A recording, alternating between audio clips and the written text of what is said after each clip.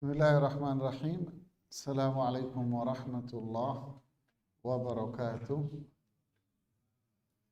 Alhamdulillah. Nahmaduhu wa nasta'inuhu wa nastaghfiruh. Wa na'udzu billahi min syururi anfusina min sayyiati a'malina. May yahdihillahu fala mudilla lahu wa may yudlil fala hadiya lahu.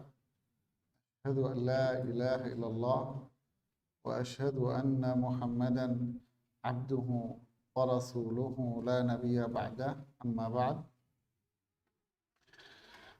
Kita lanjutkan di bahasan kita di rukun iman sampai pada rukun yang ketiga, yaitu iman kepada kitab-kitab. Iman kepada kitab-kitab. Penulis yaitu Syekh Muhammad bin Shalih Al-Utsaimin rahimahullahu ta'ala wa askanahu fasiha jannatihi. Beliau mengatakan al-iman bil kutub, diterjemahkan jadi kitab-kitab.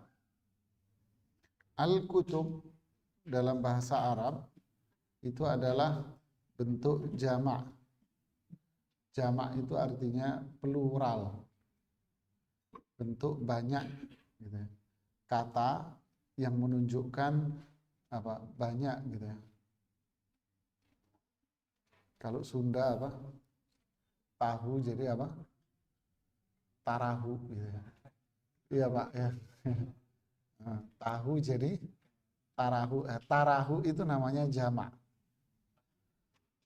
Kalau dalam bahasa Arab, tarahu itu namanya jamak. Ya. Tunggalnya apa? Tahu. Nah, gitu. Paham ya? Nah, dalam bahasa Arab istilahnya jamak. Al-kutub itu jamak, banyak. Dari kata yaitu tunggalnya kitab,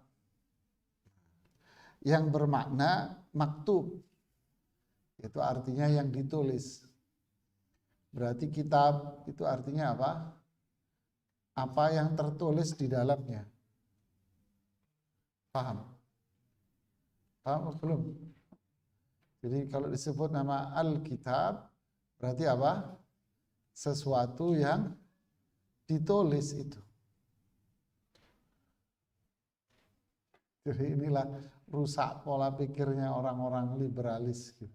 Dan orang-orang Mu'tazilah yang mengatakan bahwa Al-Quran ini adalah makhluk ciptaan. Kenapa? Logika mereka ini. Al-Quran ini kan dicetak oleh percetakan. Gitu kan? Al-Quran dicetak oleh percetakan. Kertasnya juga yang bikin pabrik. Kertas yang bikin pabrik, bahan bakunya juga pabrik yang ngolah, kemudian dicetak sama percetakan. Lantas bedanya sama koran apa? Gitu kan? Nah, inilah logika mikirnya setan. Mereka nggak paham kalau yang dimaksud dengan Alkitab itu apa? Tulisan yang ada di lembaran itu. Berarti Al-Quran. Maknanya apa? Yang dibaca di situ. Berarti yang ditulis di situ. Nah, itulah Alkitab. Paham? Alif lam mim dzalikal kitabu. Alkitab. Itu kan bentuk tunggalnya. Jamaknya namanya kutub. Alkitab berarti apa? Tulisan-tulisan yang ada di situ. Oke. Dan yang dimaksud dengan kitab di sini adalah kitab-kitab suci yang diturunkan Allah kepada para rasulnya sebagai rahmat bagi para makhluk dan petunjuk bagi mereka agar mereka sampai kepada kebahagiaan mereka di dunia dan akhirat. Jadi berarti kalau disebut kitab di dalam Al-Quran, itu makna umumnya adalah apa itu? Wahyu yang Allah turunkan kepada para rasul. Untuk apa wahyu ini? Nah, di sini dijelaskan pertama sebagai bentuk rahmat Allah kepada para makhluknya. Jadi Allah itu sayang sama makhluknya.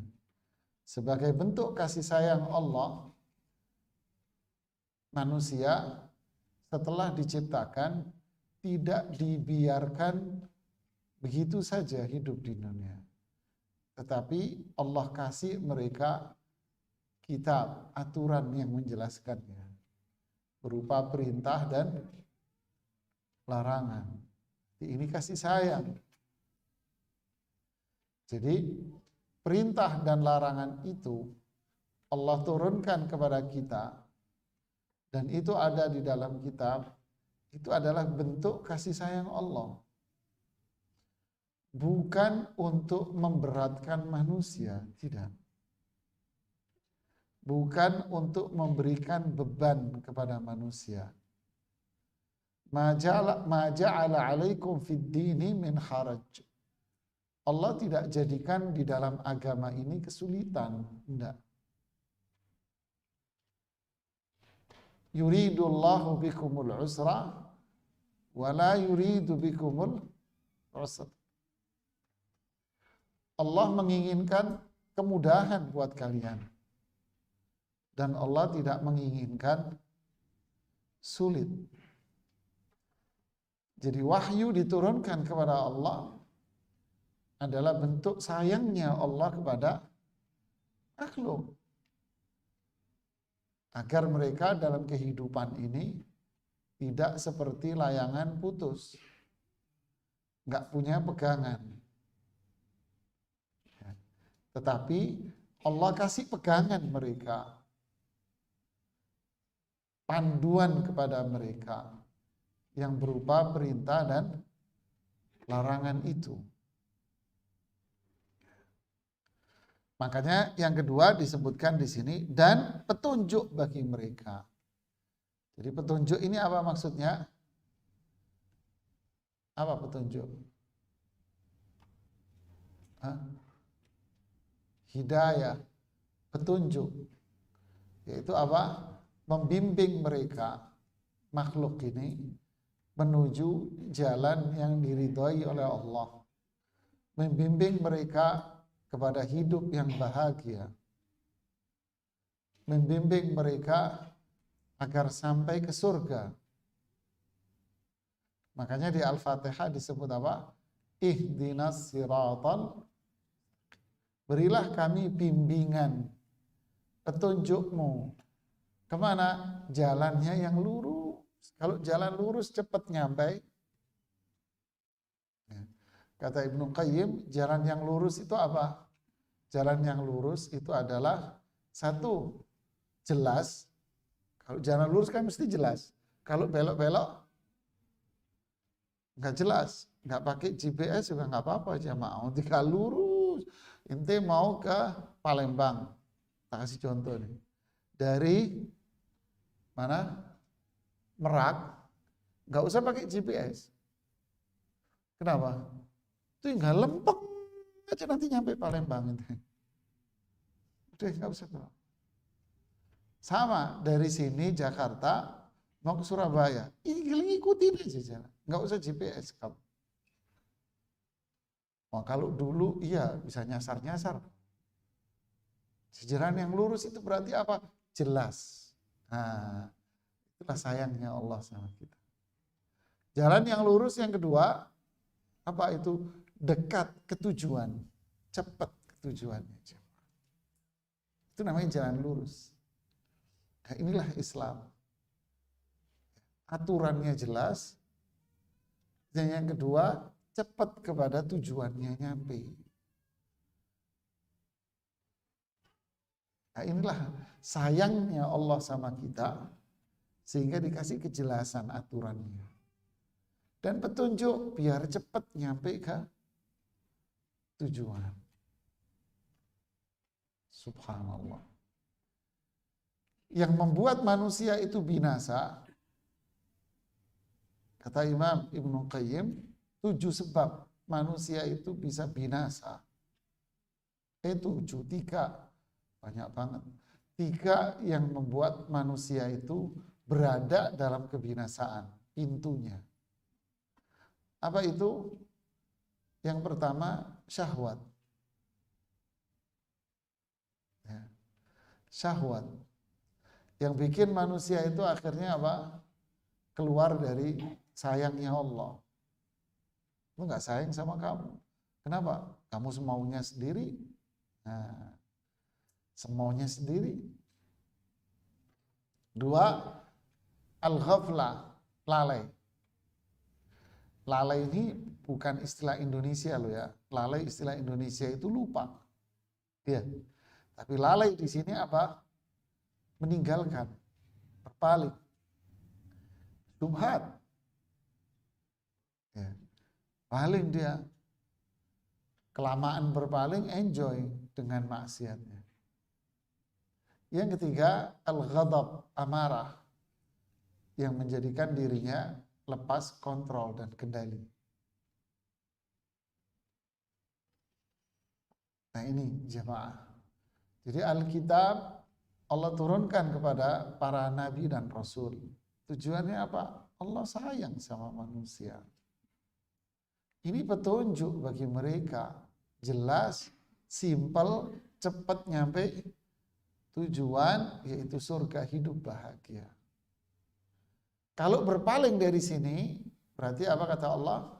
Surat Maryam, "Wa man a'rada 'an dzikri fa inna lahu ma'isyatan dhanka." Kalau Anda berpaling dari sini, hidupmu sengsara, Mas. Berarti Allah enggak sayang lagi sama kamu. Simpel kan memahaminya. Oke, iman kepada kitab-kitab mencakup 4 perkara. Pertama, mengimani bahwa kitab-kitab itu diturunkan dari sisi Allah dengan sebenar-benarnya. Jadi iman kepada kitab-kitab mencakup apa? Pertama, iman bahwa kitab-kitab yang Allah turunkan kepada para nabi dan rasul itu benar-benar datangnya dari Allah. Benar-benar datang dari Allah. Bukan buatan malaikat dan bukan pula bikinan rasul. Malaikat hanya menurunkan, membawa. Nazala bihi ar-ruhul amin, dibawa. Nazala bihi, turun dengannya. Berarti apa? Bawa. Berarti bawa. Siapa? Jibril kepada Rasul. Jibril hanya bawa. Makanya disebut apa? Amin. Yang terpercaya. Yang bawa ini orang terpercaya, malaikat. Jibril. Jadi bukan dia yang bikin, bukan. Bukan dia yang menyusun paragraf dan kata-katanya, tidak. Dia cuma bawa. Disampaikan kepada Rasul. Rasul ngapain? Laqad mannallahu alaikum rasulan minkum yatlu ayatihi. Tugas Rasul apa? Bacain. Bacain aja dia. Baca. Wa yuzakkikum, membersihkan jiwa kalian dari akhlak-akhlak tercela. Wa yu'allimukumul kitaba, nah ngajarin maknanya. Ngajarin makna dari isinya ini apa? Diajarinlah sama Rasul ini. Karena memang ini adalah Rasul. Wa ma yantiqu 'anil hawa, tidak, bukan dari hawa nafsu, ngajarin, bukan dia bikin, enggak. Jadi kitab-kitab suci ini Siapa yang menurunkan? Allah. Allah yang nurunin. Memang benar-benar datang dari Allah Subhanahu wa taala. Ya. Jadi hati-hati dengan mengatakan anggapan ada satu kelompok namanya kelompok Asy'ariyah, aliran yang populer. Mereka mengatakan bahwa Al-Qur'an ini sebetulnya bukan firman Allah. Nah, kalau Anda tahu, Asy'ari mengatakan ini bukan firman Allah. Loh, terus ini apa? Ungkapan dari firman Allah. Bingung kamu. Ini filsafat, ini ilmu kalam. Ini ungkapan dari firman Allah. Loh, firman Allahnya di mana? Kalamun nafsi, ucapan yang ada di dalam zatnya Allah aja. Ucapan yang ada dalam jiwa.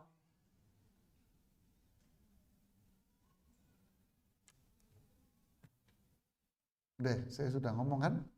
Tahu apa yang saya ngomongin? Itu namanya kalam nafsi. Jadi kalau saya diem, Anda jelasin sendiri omongan saya.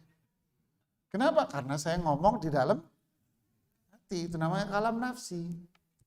Kalau bahasa Inggrisnya gerundel. Gerundel jamaah, gerundel. Ngomong sendiri di dalam hati. Kalam nafsi. Insya Allah nggak bicara.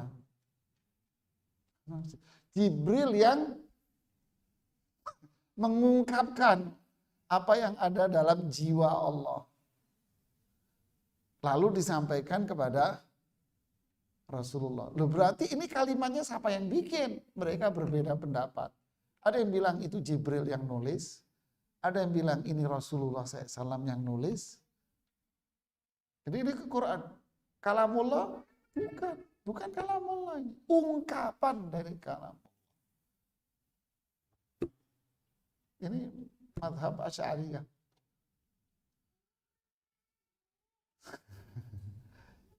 Lihat jamaahnya. Jadi para ulama Ahlussunnah wal Jamaah mengatakan, wah, kitab suci ini memang datang dari Allah. Ini ucapan Allah. Bukan Jibril yang bikin. Bukan Rasulullah SAW yang bikin. Yang kedua, mengimani nama-nama kitab-kitab yang telah kita ketahui namanya.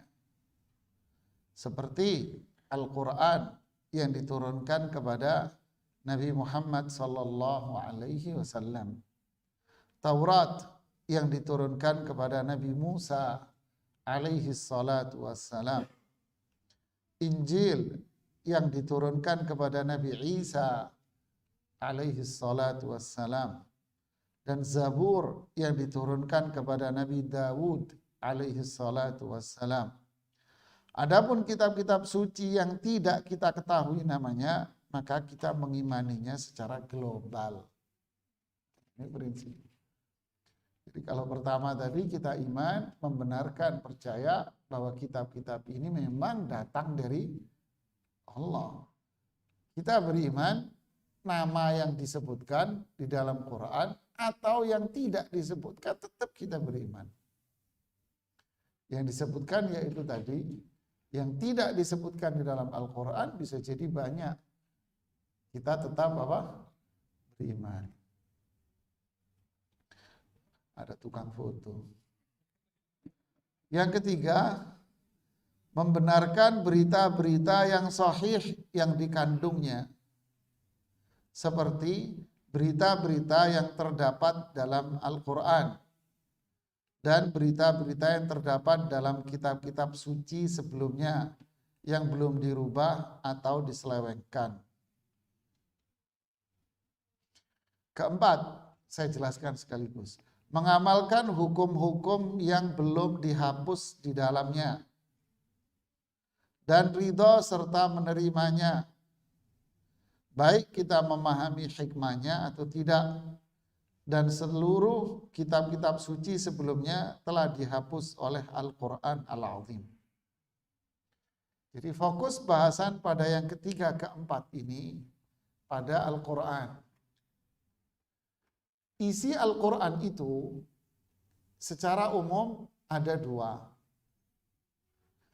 Isinya secara umum ada dua. Pertama, berisi khobar. Khobar itu apa? Berita-berita.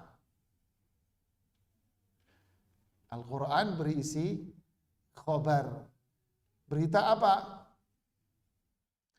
Berita tentang Allah sendiri, tentang zat Allah, tentang nama-nama Allah. Allah menamai dirinya dengan nama-nama. Allah mensifati dirinya dengan sifat-sifat. Kan berita itu. Berita tentang akhirat. Berita tentang langit, tentang bumi, alam kubur. Berita tentang kaum-kaum terdahulu. Cerita-cerita orang dulu. Cerita orang dulu pun macam-macam. Ada mereka yang dikasih nikmat, ada mereka yang diazab. Kasih nikmat Nabi dan Rasul serta orang yang beriman dengannya. Yang diazab bisa kaum, bisa negeri, bisa desa, dan bisa individu. Bisa satu negeri diazab, seperti negeri Sadum. Satu kota diazab, desa kota Madian. Mu'tafikah, Ashabul Qaryah di surat Yasin. Penduduk desa, pemilik kebun kalau individu. Cerita para pemilik kebun di dalam Al-Quran. Saya bikin bukunya buat anak-anak 5 jilid. Judulnya Kisah-Kisah dalam Al-Quran. Kisah-kisah dalam Al-Quran. Ada kisah individu-individu juga. Mulai yang beriman seperti Luqman, Maryam, Asia. 3 orang yang terjebak dalam gua. Ashabul Kahfi. Dan seterusnya. Orang yang diazab, cerita Abu Lahab, Qarun, Fir'aun, Namrud. Orang berita-berita di dalam Quran. Maka kewajiban kita dengan berita-berita ini apa? Iman. Membenarkan dan meyakini bahwa semua yang dikisahkan itu memang datang dari Allah.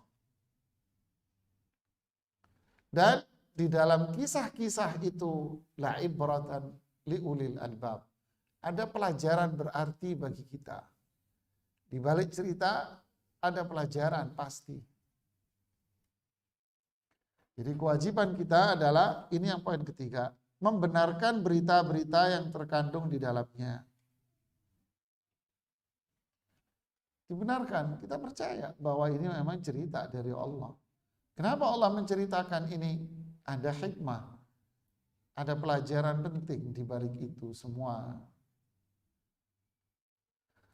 Yang kedua, Al-Quran berisi tolab. Kalau yang pertama tadi apa? Khobar. Tolab itu apa? Permintaan aslinya, maknanya. Tapi maksudnya tolab ini apa? Perintah dan larangan. Jadi berisi khobar, berita-berita, Dan yang kedua berisi tolab. Tolab itu meminta, permintaan. Jadi maksudnya apa? Perintah dan larangan. Berarti perintah dan larangan maksudnya apa? Hukum. Isinya hukum.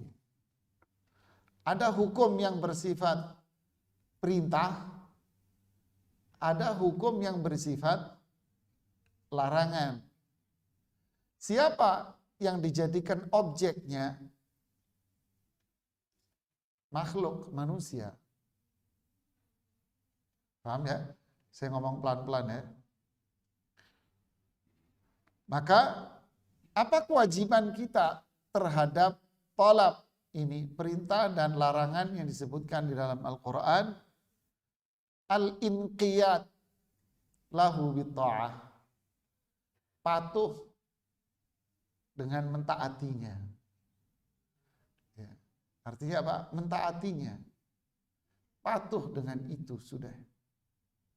Kalau perintah, ya kerjakan. Kalau larangan, tinggalkan. Nggak usah milih-milih dan tidak usah tidak usah membantah. Milih, ya membantah, ini semua muaranya apa? Syahwat. Nah, yang tadi itu kelalaian seseorang. Ibnu Qayyim katakan tadi. Maka ana li mu'minin wala mu'minatin idza qadallahu wa rasuluhu amran an yakuna lahumul khiyaratu min amrihim.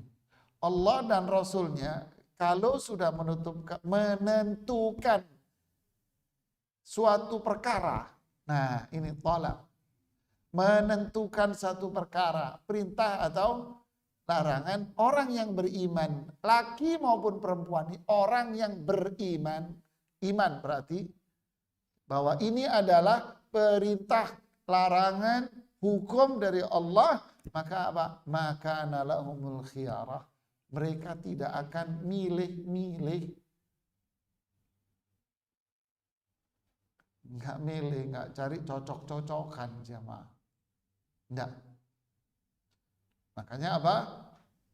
Sami'na, saya dengar bahwa ini adalah hukum dari Allah, saya taat. Mana haitukum anhu fajtanibuh wa ma amartukum bihi fa'tu minhu mastata'tum. Apa yang aku larang pada diri kalian, kata Rasulullah SAW, tinggalkan deh. Tapi apa yang aku perintahkan kepada kalian, lakukan sesuai kemampuan kamu.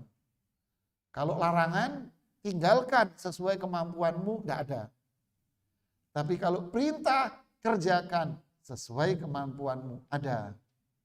Jadi kalau larangan, tinggalkan saat itu. Mas, jangan ngerokok, langsung buang rokoknya, Mas. Jangan, iya Pak, pelan-pelan. Dari ente belum kawin itu pelan-pelan sampai sekarang masih pelan-pelan terus. Yang ngisepnya pelan-pelan. Tinggalkan Mas, ini riba, haram. Tinggalkan saat itu juga. Larangan. Tapi kalau perintah, lakukan semampu kamu. Artinya apa? Anda bisa sholat berdiri, lakukan sholat berdiri. Wah, saya nggak mampu untuk sholat berdiri, sholat duduk. Saya nggak mampu sholat duduk, sholat tidur. Nggak mampu tidur, isyarat. Nggak bisa isyarat, tak sholatin kamu. Puasa. Nggak saya sakit, kalau saya puasa tambah parah. Jangan puasa. Saya musafir, kalau saya puasa berat, ya nggak usah puasa. Nanti diganti di hari yang lain. Mastata'tum, sesuai kemampuanmu, bukan semau kamu, bukan. Sesuai kemampuanmu, bukan sesuai seleramu, bukan. Paham? Kemampuan itu fisik. Kalau selera itu hawa nafsu, bukan fisik. Bisa bedain. Ini kata-kata ini. Mastata'tum, sesuai dengan istita'ah, kemampuan fisik kamu. Bukan Allah mengatakan sesuai selera kamu, enggak. Nah inilah Pak jamaah. Jadi isi dari Alkitab ini apa? Hukum. Apa kewajiban kita? Taat. Loh sekarang kitab suci yang dulu gimana? Tetap kita punya kewajiban untuk amal. Yang mana? Yang belum dihapus. Lo taunya belum dihapus di mana? Disebutkan di Al-Quran. Bahwa ini disyariatkan oleh Allah sudah dari dulu, dari Nabi dan Rasul. Ya ayyuhalladzina amanu kutiba alaikumusiyam kama kutiba alal ladzina qabl. Puasa ini dulu buat mereka. Kalian juga diwajibkan puasa sama. Berarti enggak dihapus. Enggak dihapus.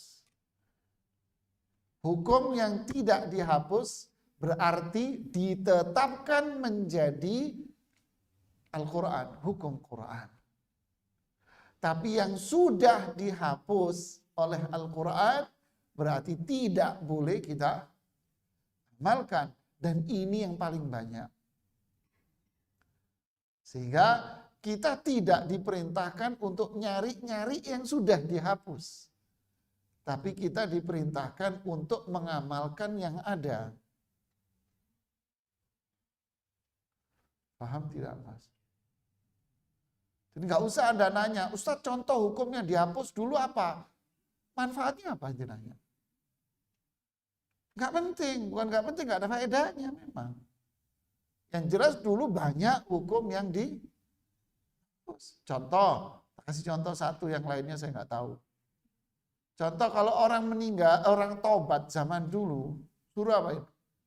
Bunuh diri, yakuza. Iya kan ya? Bunuh diri kamu. Karena kotor tubuhmu sehingga kamu harus bunuh diri. Datang Al-Quran, enggak. Cukup kamu taubat sama Allah, Allah akan menghapus dosamu dan membersihkan tubuhmu dari dosa. Jadi apa yang belum dihapus di dalam Quran, kita amalkan. Bukan karena itu syariat dulu, tapi sudah menjadi syariat Quran. Dan mengamalkan apa yang ditetapkan di dalam Al-Quran. Yang banyak menghapus syariat yang terdahulu. Makanya penulis mengatakan, mengamalkan hukum-hukum yang belum dihapus darinya. Dan ridho serta nerima. Ridho, nerima kamu. Contoh riba. Wa akhallallahu al-bai'a wa harrama riba. Allah menghalalkan jual beli dan Allah mengharamkan riba. Beda jual beli dengan riba. Udahlah Mas, riba itu kan zaman dulu. Kalau sekarang konteksnya sudah lain. Hari begini Anda mencari riba itu kita tidak akan bisa dunia usaha. Jadi riba yang haram itu riba zaman Abu Jahal. Kalau riba sekarang ini sudah tidak ada. Karena ini sudah bagian dari jual beli. Begitu ya. Inna lillahi wa inna ilaihi. Berarti dia tidak mau menerima hukum Allah. Berarti berpaling dia.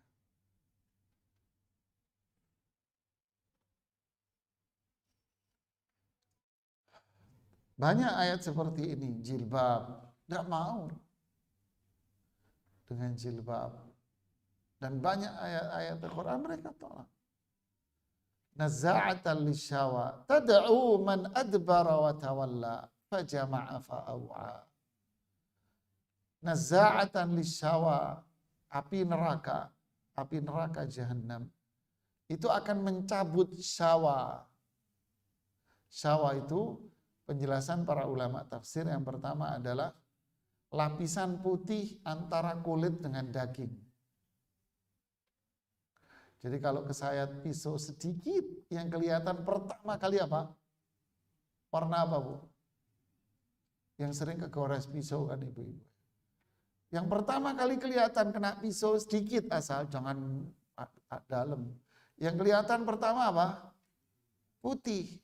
Orang biologi bilang lapisan epidermis katanya. Putih. Sawah itu ini putihnya ini ditarik sama api, neraka ditarik. Bukan kulitnya yang ditarik, bukan dagingnya, putihnya yang ditarik.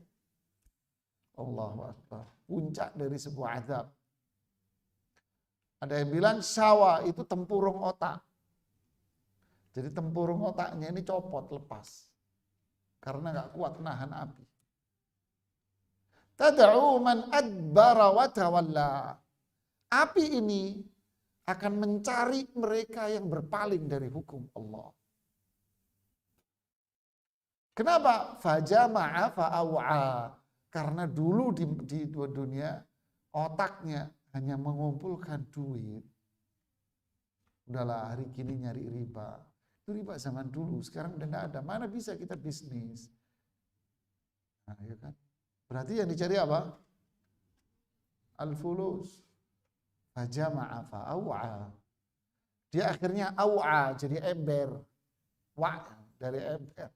Ingin ngumpulin duit yang Nauzubillah. Jadi dan ridho serta menerimanya. Ini penting. Menerima ini hukum Allah, saya harus taat. Menerima. Jangan ngeyel, jangan dibantah.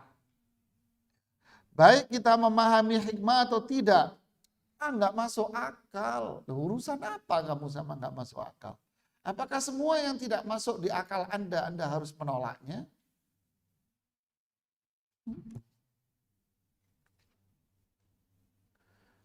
Coba sekarang wudhu, ya yang kentut kan pantatmu. Kenapa yang dibasuh tangan sama wajah? Harusnya yang dibasuh siapa? Ya lubang pantatmu itu yang kamu basuh harusnya.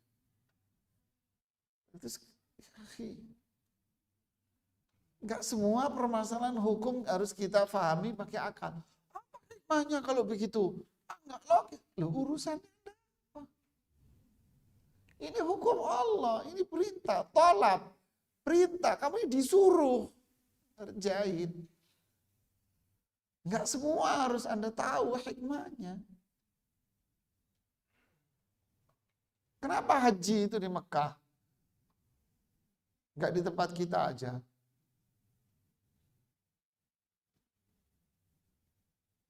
Gimana?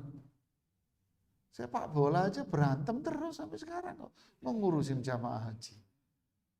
Ngurusin sepak bola nggak kelar-kelar. Berantem terus kepengurusan. Terus mau ngurusin haji. IO terbesar di dunia jemaah. Rapi, bersih. Tapi kalau di media itu katanya nggak benar. Loh iya, yang disyuting pas bak sampahnya. Ini tumpukan sampah di Mina. Ya kalau hari pertama bersih, hari kedua mulai itu, hari ketiga ya numpuklah sampah wajar. Kok nggak diambil? Ya kan nggak mudah. 2 juta lebih. Lah satu hari sampah individu berapa? Hitung aja diri. Datang media-media yang nggak seneng sama Islam. Yang disyuting apanya? Ini loh, tumpukan sampah terjadi. Menunjukkan bahwa kerajaan Arab Saudi tidak siap untuk mengadakan haji. Gundulmu mas. Loh yang kamu foto sampah nih, ya iyalah bahlul. Yusuf gimana? Ajaib. Ini ada jamaah terlantar. Menunjukkan, ya iya 2 juta masa nggak ada yang terlantar 1 dari 2. Ya wajar lah.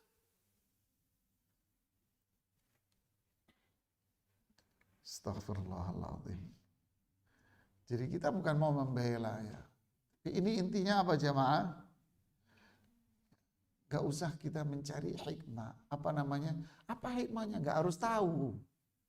Kenapa kok haji di Mekah? Ya ini hukum Allah sudah. Ini hukum Allah. Kewajiban kita ya patuh, tunduk, taat, kerjakan.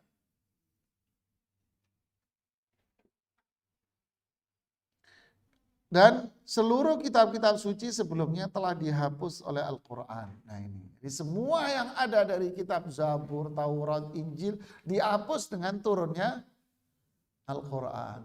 Berarti semua isi dari kitab-kitab suci itu sudah tidak ada. Bahasa simpelnya gitu. Kalau memang ada yang ditetapkan, maka itu sudah menjadi hukum apa? Al-Quran, karena sudah termaktub di dalam Quran. Berarti tidak boleh kita mengamalkan kitab-kitab suci itu sekarang. Bukan kita tidak beriman, kita iman, itu prinsip. Kita beriman dengan Taurat, kita beriman dengan Injil, Zabur, kita beriman bahwa ini adalah wahyu yang Allah turunkan kepada Rasulnya. Dan itu memang datangnya dari Allah, kita percaya itu.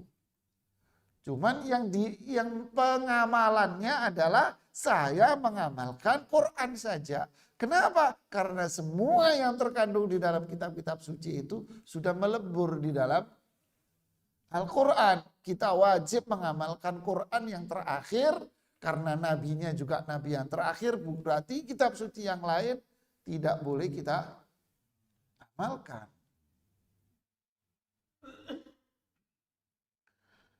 Inilah jamaah. Allah berfirman, wa anzalna ilaikal kitaba bil haqqi musaddiqal lima baina yadayhi minal kitabi wa muhaiminan alaih. Lihat ini. Dan kami telah menurunkan kitab. Yang dimaksud kitab di sini adalah Al-Quran. Berarti Quran di sini apa? Cetakan? Bukan, apa yang tertulis di dalamnya, ditulis dalam lembaran. Ya, ditulis dalam lembaran-lembaran.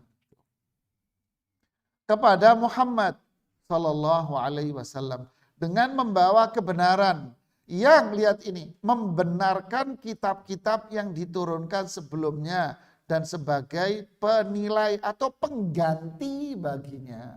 Lihat, jelas ini. Sudah jadi mengganti. Berarti kitab yang dulu-dulu tidak boleh diamalkan. Kita mengamalkan apa yang ada di dalam Quran. Tapi kita tetap beriman bahwa semua itu adalah wahyu. Yang dimaksud dengan menjaganya adalah menghakiminya, menentukan hukumnya. Atas dasar ini maka tidak boleh mengamalkan satu hukum pun dari hukum-hukum yang terdapat dalam kitab-kitab suci sebelumnya, kecuali apa yang sahih, yang benar, valid darinya dan disetujui atau terdapat di dalam Quran. Jelas ya? Inilah komponen yang harus ada pada rukun Islam yang ketiga. Iman bahwa kitab-kitab ini memang datang dari Allah. Yang kedua apa? Ya, kita membenarkan kitab suci yang disebutkan maupun yang tidak disebutkan. Tiga, isinya berita, kita membenarkan semua berita yang ada. Isinya hukum, kita mengamalkan hukum. Yang mana? Quran saja. Karena yang dulu-dulu itu sudah terhapus dengan adanya Al-Quran. Ya. Terhapus itu bisa berarti ditetapkan di Al-Quran atau memang dihapus memang di dalam Al-Quran. Ya, inilah bahasan tentang iman terhadap kitab. Nanti kita lanjutkan sedikit setelah azan, yaitu buah iman terhadap kitab-kitab. Kita dengarkan azan dulu.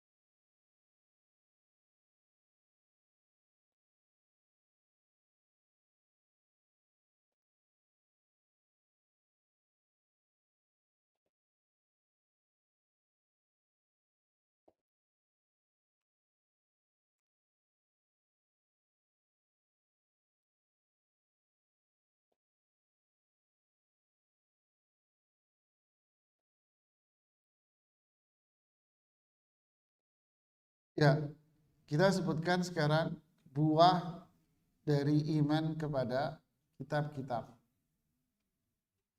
Yang pertama, mengetahui perhatian Allah terhadap hamba-hambanya, di mana Allah telah menurunkan kepada setiap kaum suatu kitab yang Dia memberi petunjuk kepada mereka dengannya. Artinya apa? Buahnya bahwa Allah sayang sama umatnya. Bahwa Allah ingin menuntun umatnya menuju hidup bahagia, menuju surga. Buahnya kan. Maka jadilah hamba yang bersyukur atas nikmat yang Allah berikan ini. Jadi ini nikmat. Bersyukurnya berarti komponennya tadi, yakini bahwa Quran ini benar-benar datang dari Allah, bukan ciptaan Allah, dan bukan dari malaikat, dan bukan dari Rasul. Tapi ini adalah kalamullah, ucapan Allah. Iman bahwa Quran berisi berita dan hukum. Kewajiban kita membenarkan, mengamalkan dalam keseharian. Inilah petunjuk menuju hidup bahagia dan surga Allah. 2, mengetahui hikmah Allah dalam syariatnya, di mana Allah telah mensyariatkan bagi setiap kaum apa yang sesuai dengan kondisi keadaan mereka. Jadi Allah menurunkan pada setiap kaum itu kitab suci yang berbeda. Menunjukkan apa? Bahwa hukum ini Allah tetapkan berbeda dari satu kaum ke kaum yang lain. Umat Rasulullah SAW berarti memilih hukum yang sendiri. Semua yang hidup di masa Rasulullah SAW dan semua yang hidup setelah Rasulullah SAW, maka mereka semua adalah umatnya Rasulullah SAW. Terlepas dari suku, bangsa, dan bahasa. Semua adalah umat Rasulullah SAW. Dan mereka berada dalam satu hukum, yaitu apa? Al-Quran. Ya. Satu hukum yaitu Al-Quran. Mereka harus berada dalam satu prinsip, yaitu apa? Sami'na wa ata'na. Jangan dipilih, dan jangan berpaling dengan mengedepankan hawa nafsu pribadi. Walikullin ja'alna minkum syir'atan wa minhaja.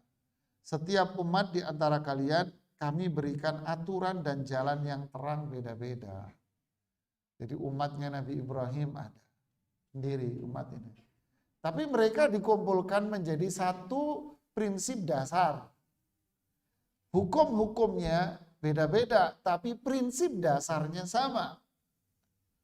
Apa prinsip dasarnya? Tauhid. Yaitu beribadah hanya kepada Allah. Bentuk ibadahnya, nah ini yang beda-beda. Beda-beda masing-masing. Tapi prinsip dasarnya sama. Walaqad uhiya ilaika wa ilal ladzina min qablik.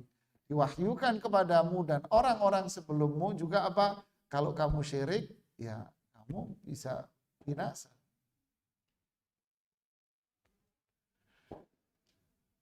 Walaqad ba'atsna fi kulli ummatin rasulan. Dan setiap umat kami utus seorang rasul. Tugasnya adalah ani'budullaha wajtanibut taghut. Ibadahlah kalian kepada Allah, jauhi taghut, yaitu segala bentuk ibadah, ketaatan, kepatuhan kepada selain Allah. Jauhi itu. Berarti prinsipnya dasarnya sama, tauhid. Inilah akidah, keyakinan yang harus kita pegang. Yang ketiga, mensyukuri nikmat Allah dalam hal ini. Dengan tauhid itu pijakan utamanya. meninggalkan syirik, dan mengamalkan Al-Quran, membenarkan semua yang ada di dalam. Inilah hamba Allah. Inilah yang disebut dengan hamilul Quran, hamalatul Quran. Mereka yang membawa Al-Quran. Ya, ini yang bisa kita sampaikan. Kita lanjutkan nanti di pertemuan berikutnya di rukun iman yang keempat. Ya, iman kepada Rasul-Rasul.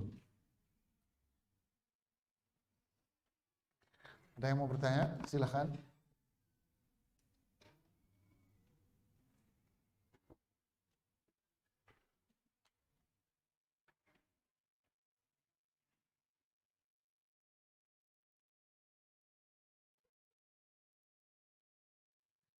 Minggu depan berarti minggu keberapa?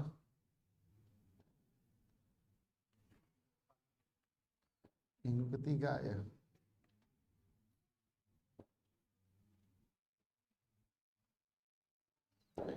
Minggu ketiga.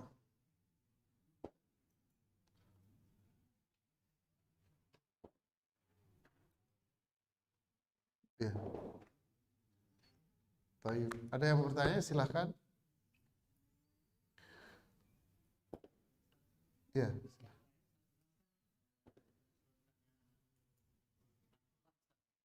Kenapa? Ya.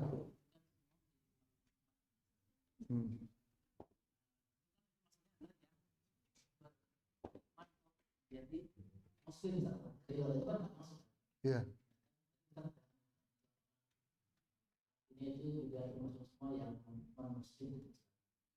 Ya. Jadi dengan diutusnya Muhammad bin Abdullah menjadi nabi dan rasul, berarti semua orang yang hidup di zaman itu dan semua orang yang hidup setelahnya harus beriman dengannya. Bukan menjadi beriman, Pak. Ya, jangan salah tangkap, bahaya kata-katanya. Harus beriman dengannya. Beda antara imbuhan ber dengan tanpa imbuhan ber, Pak. Kalau menjadi iman berarti otomatis.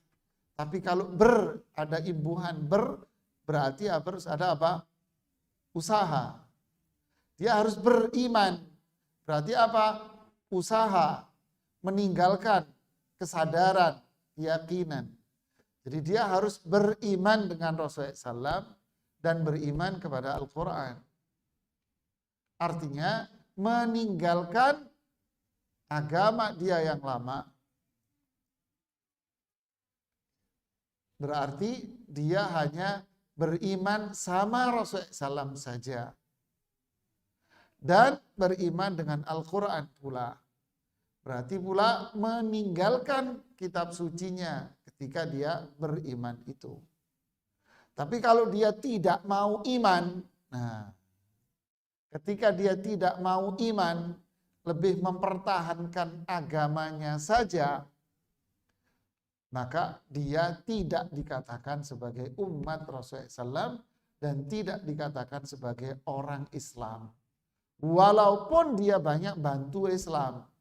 Contoh Abu Thalib.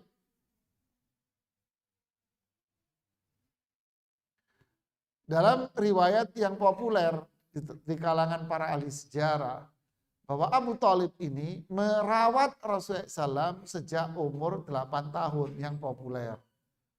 Ya, ada yang mengatakan sebetulnya dari umur 12 melawat Rasulullah SAW itu. Alhasil, nggak begitu penting kan usia ya. Merawat Rasulullah SAW dari kecil. Sampai kapan? Sampai wahyu turun. Bahkan sampai 10 tahun kenabian. 10 tahun kenabian. Abu Thalib itu hidup bersama dengan ponakannya seorang nabi dan rasul. Bukan sekedar hidup, tetapi membela, menjaga. Tapi Abu Thalib tidak beriman. Apakah dikatakan Abu Thalib Muslim? Tidak. dukungan, bantuan, pembelaan, tanpa dia beriman kepada Allah dan Rasul-Nya, dengan Al-Quran, dengan para malaikat, dengan komponen yang ada dalam rukun iman, tanpa ini, maka itu tidak bermanfaat buat dia di akhirat. Ya. Wallahu a'lam. Ada lagi? Ya, bacain.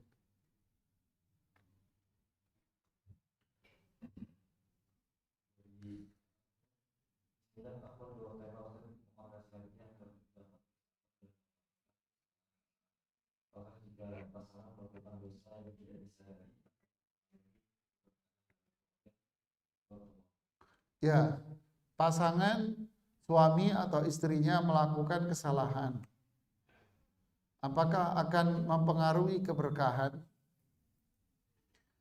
Pertanyaannya terlalu umum, mungkin karena dia bertanya di media umum.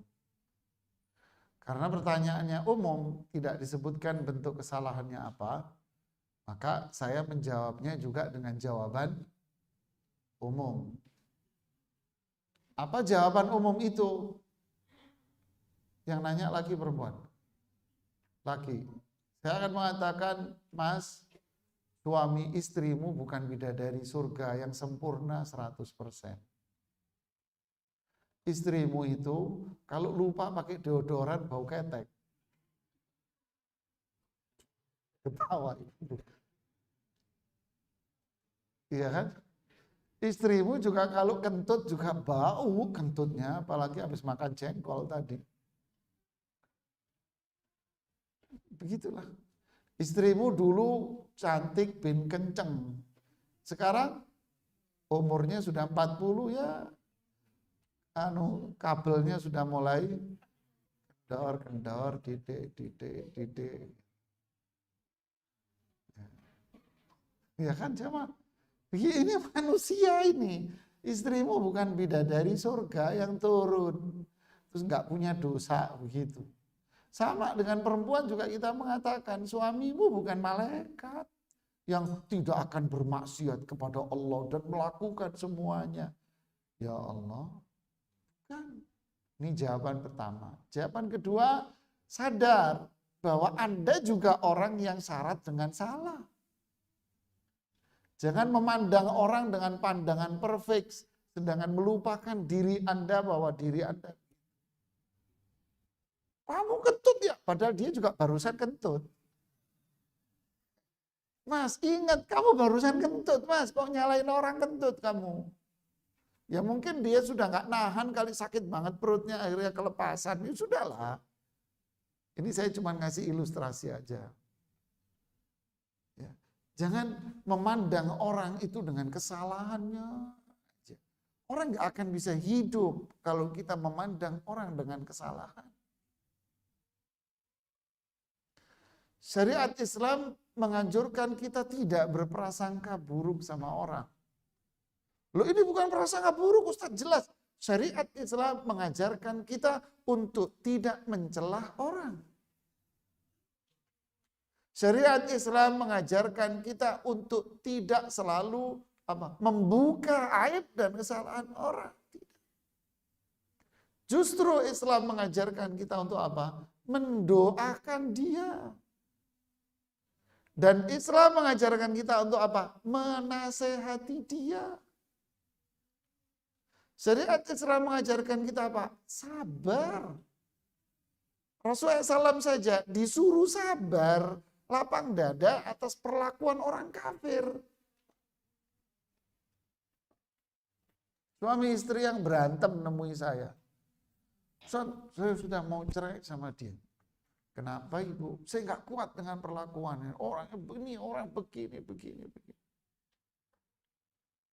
Habis itu berdua, saya diam. Bu, tahu cerita Asia?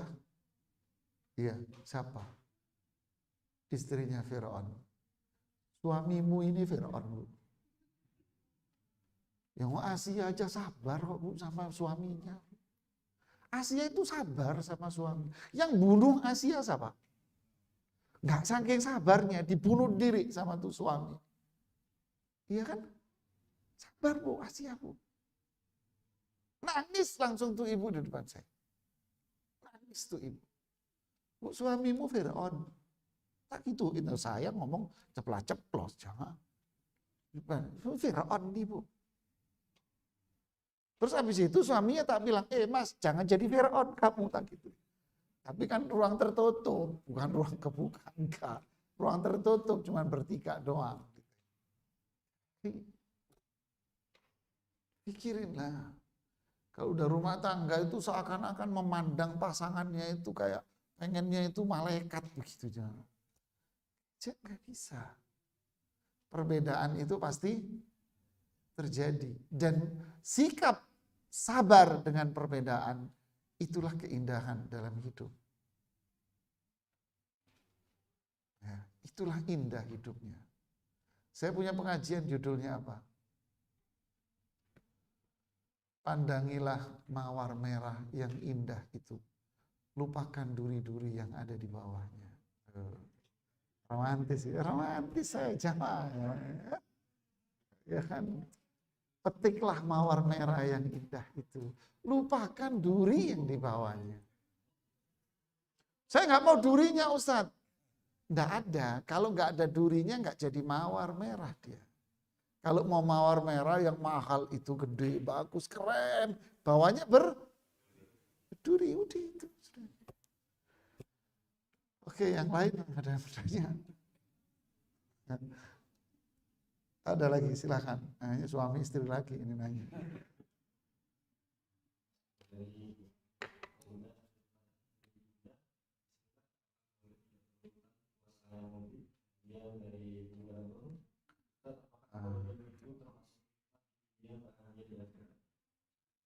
Kenapa yang kedua?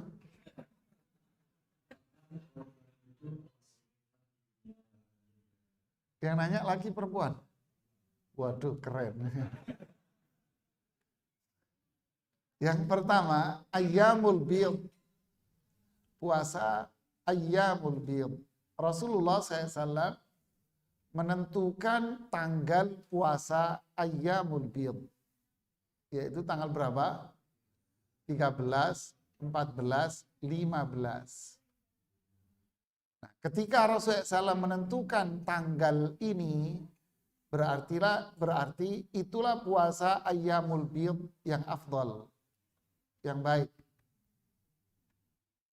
Jadi itulah puasa ayyamul bid yang afdal.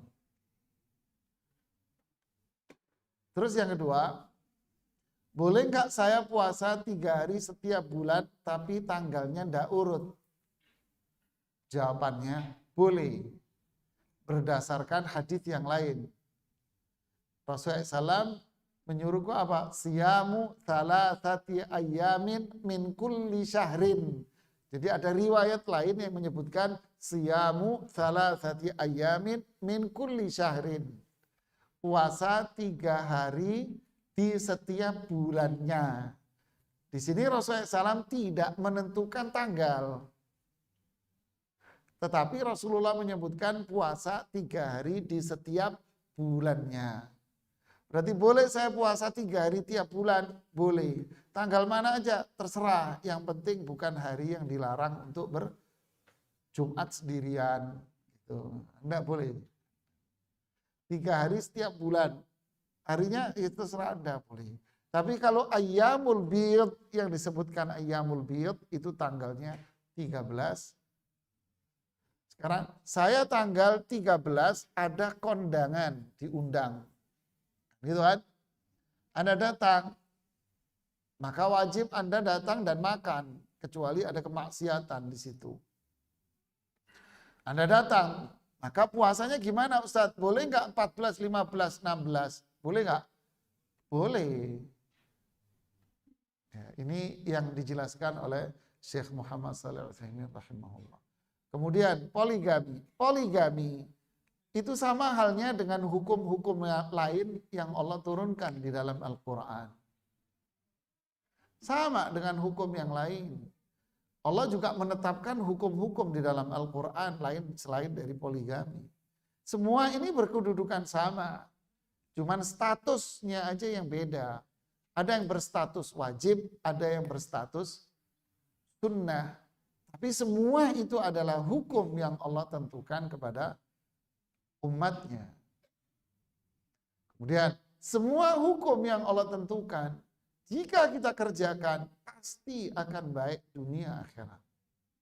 Termasuk di dalamnya poligami. Itu hukum. Jadi kalau ada perempuan yang menolak poligami, sebagai konteks apa dia menolak? Menolak sebagai perempuan, bukan menolak sebagai hamba Allah. Saya yakin poligami ini hukum Allah, syariat Quran. Cuman saya pribadi sebagai perempuan dan istri, saya belum bisa. Baru ini nggak apa-apa. Tapi kalau nggak boleh poligami, nggak ada. Anda menolak hukum Allah. Jadi kalau Anda mengatakan saya belum siap sebagai perempuan untuk menerima itu, yaitu hak pribadi Anda. Ya.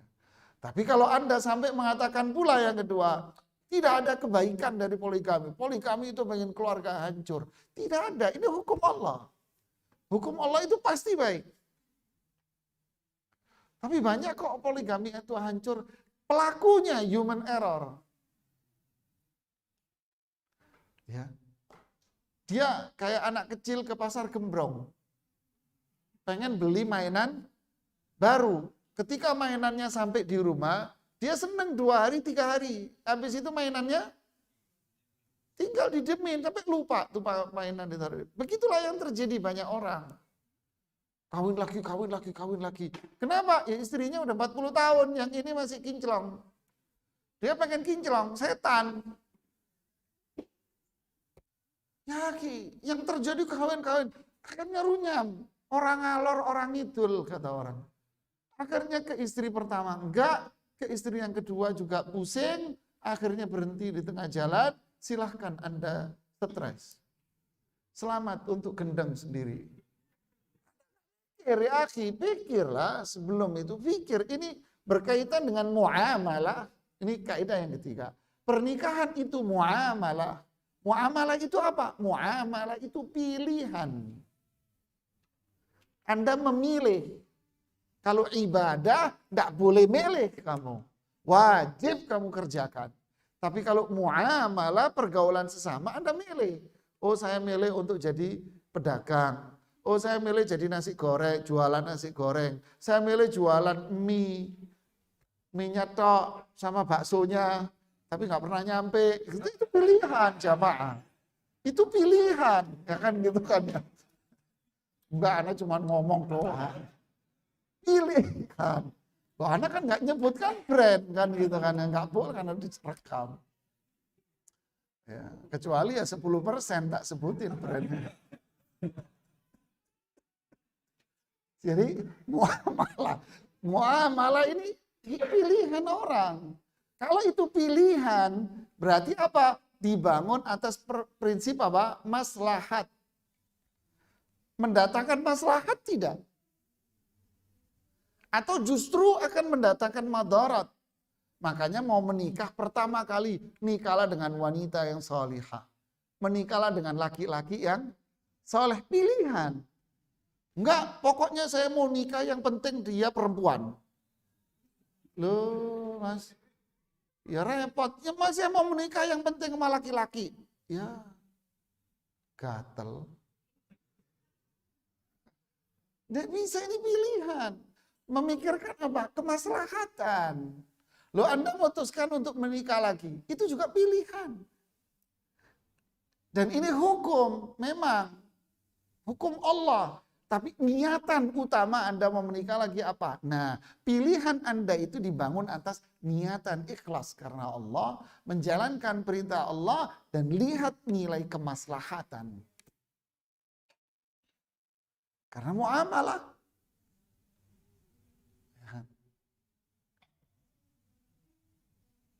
Ini perkawinan.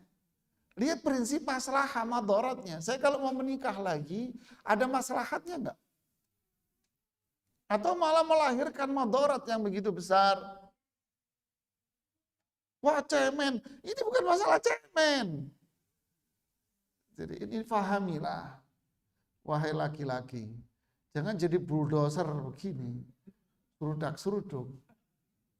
Ya, kemarin minggu yang lalu datang suami, istrinya dua-duanya datang di depan saya.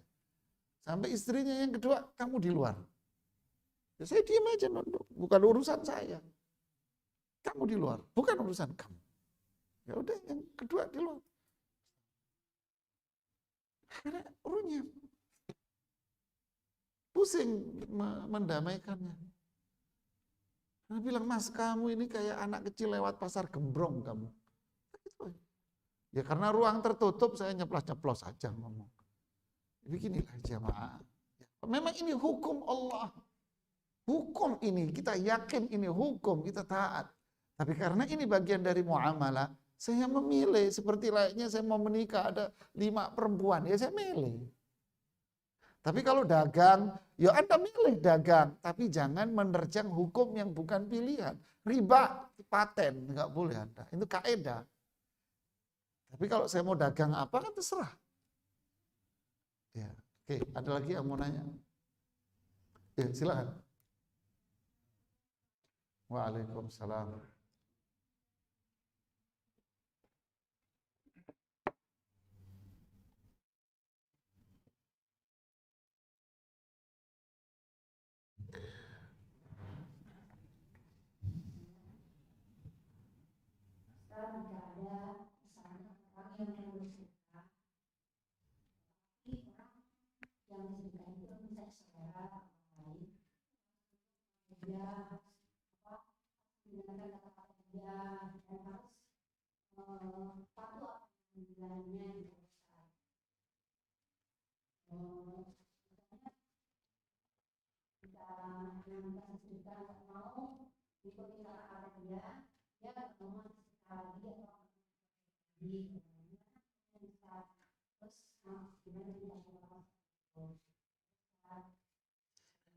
Ya, sedekah dititipkan kepada orang lain.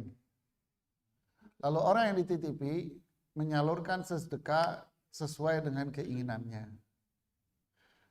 Apakah ini boleh? Bisa iya, bisa tidak. Tergantung pada apa yang dia inginkan. Kalau yang dia inginkan itu adalah selektif dalam hal penerima sedekah. Dia mau benar-benar selektif. Sehingga dia menentukan, oh ini layak, ini enggak. Maka ini bagus, biar sedekahnya terarah. Bagus. Seperti pada umumnya, yayasan-yayasan penerima, infak, sedekah. Dia selektif, dia takut. Apalagi dia mengemban program sendiri. Maka yang nerima sedekah sejalan dengan programnya dia. Di balik sedekah ada dakwah. Dia ngikuti dakwanya, umpamanya. Maka ini bagus.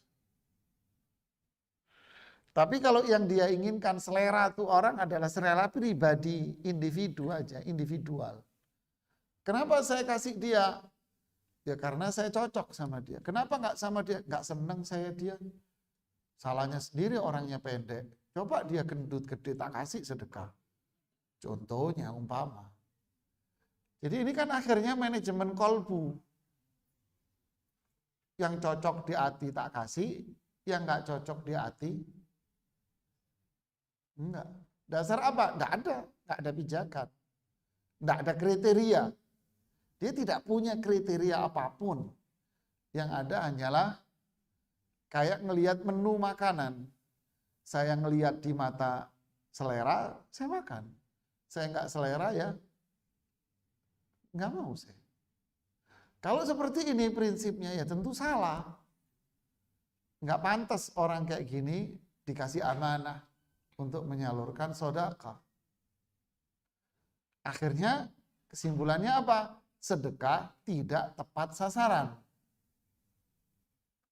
Ya, tidak tepat sasaran dia. Semaunya dia sendiri. Ya. Wallahu a'lam. Ada lagi? Ya. Waalaikumsalam warahmatullahi. Gimana kalau kita membeli suatu barang dengan cara riba, terus sudah lunas, apakah barang itu sudah menjadi halal?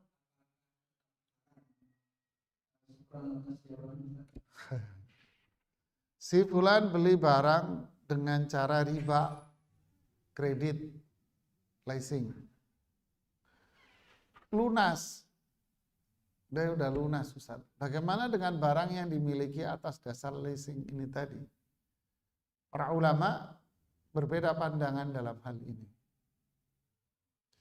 Ada yang mengambil prinsip bahwa ini adalah barang kotor. Maka kewajiban Anda membuang barang itu.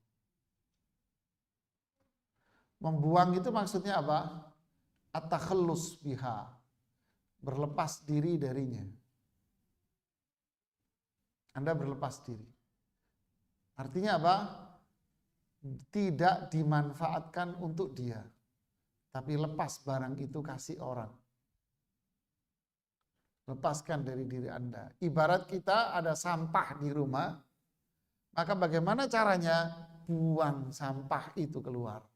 Karena barang itu adalah sampah yang harus Anda buang. Duh, lah kalau rumah Ustadz, buang rumah. Karena rumahmu kredit dari riba.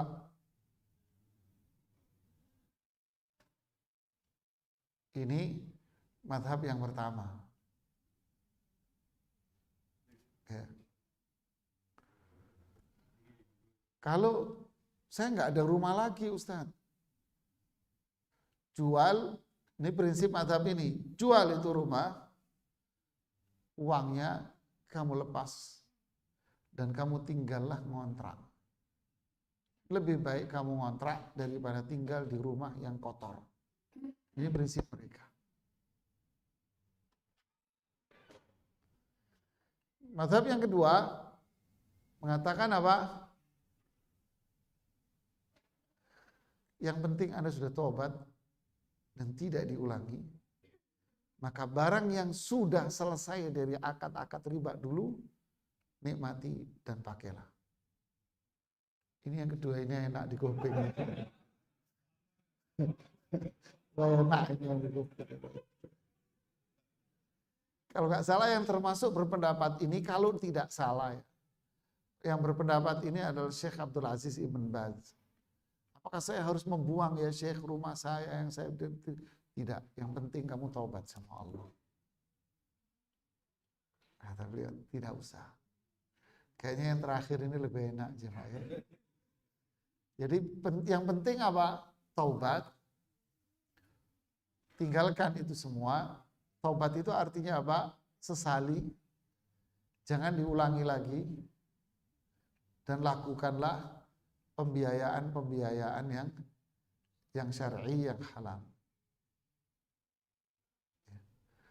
Ada lagi terakhir?